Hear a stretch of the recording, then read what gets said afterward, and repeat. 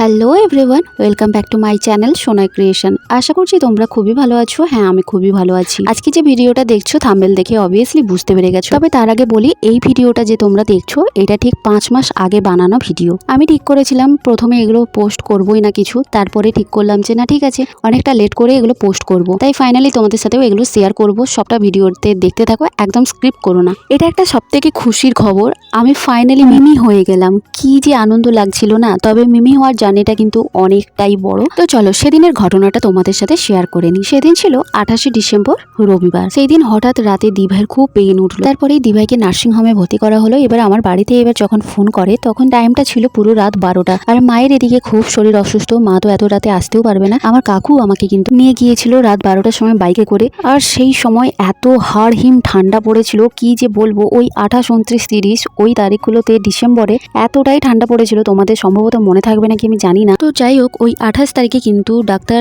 আসতে পারেনি, যেহেতু ওখানে অনেক সিস্টার্স ছিল।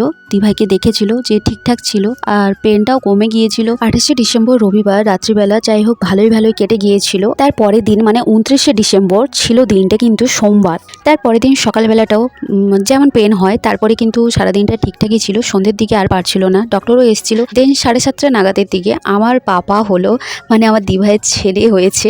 আর এ থেকে যে কি খুশির খবর তোমাদেরকে বলবো, এত আনন্দের একটা দিন, সেটা তোমাদের সাথে এই এত লেট করে শেয়ার করতে হলো। যাই হোক, ওকে তোমরা আশীর্বাদ করো, ও যেন আগামী দিনে খুব ভালো একটা মানুষ হয় আর খুব ভালো যেন সুস্থ সবল ভালোভাবে যেন থাকে। আর এখন দেখতেই পাচ্ছ দিভাইকে সবাই, প্রত্যেকটা নার্স এত ওখানে ভালো ব্যবহার, কি বলবো, ওনাদের মানে তুলনাই হবে না। আমার দিভাইকে এত ভালোভাবে ওখানে রেখেছিল।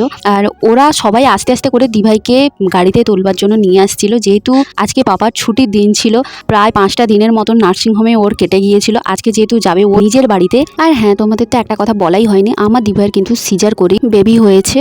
আর জানো তো, ওটি থেকে বেরিয়ে সবার ফার্স্টেই কিন্তু ডক্টর, নার্স প্রত্যেকে কিন্তু সবার ফার্স্টে আমার হাতে, মানে আমার নিজের কোলে ওকে ফার্স্ট দিয়েছিল। আমার লাইফে ফার্স্ট টাইম এইরকম একটা অনুভূতি, মানে আমি যে কি বলবো তোমাদের, মানে চোখ থেকে জল চলে আসবে এইরকম একটা মুহূর্ত। যেহেতু ফার্স্ট টাইম এত ছোট একটা বেবিকে আমি নিজের হাতে নিজের কোলে নিয়েছি, কি যে বলবো, কখনো এরকম দিন হয়নি আমার সাথে। আর আমার দিভাইয়ের সন্তান মানে তো আমার নিজেরও সন্তানের মতন, তাই না? যতই মানে আমি তার মিমি হই, ওই দিনগুলো সত্যি কখনো ভোলার মতন নয়। আর এই ভিডিওগুলো তো থেকেই যাবে। আমার পাপা যখন বড় হবে স্বাভাবিক ও তো দেখতেই পাবে।